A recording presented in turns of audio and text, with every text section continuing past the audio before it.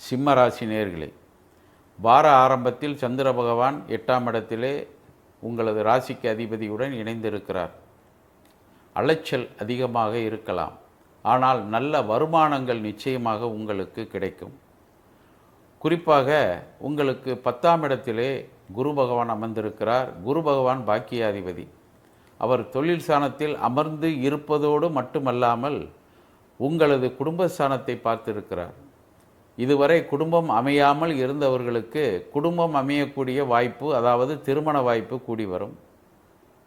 அதே நேரத்தில் புத்திரகாரகன் என்று சொல்லக்கூடியவர் குரு பகவான். குழந்தை பாக்கியம் இல்லாதவர்களுக்கும் அந்த பாக்கியங்கள் ஏற்படக்கூடிய வாய்ப்புகள் உண்டு. ஒரு சிலருக்கு இதுவரை வராத கடன்கள் இனி வராது என்று நினைத்து கொண்டு இருந்தால் அதில் ஏதாவது ஒரு சிறிய தொகை வந்து சேரக்கூடிய வாய்ப்பும் காணப்படுகிறது. எனவே சில நல்ல காரியங்களும் இந்த வாரம் நடைபெறப் போகிறது என்பதை தெரிந்து கொள்ளுங்கள்.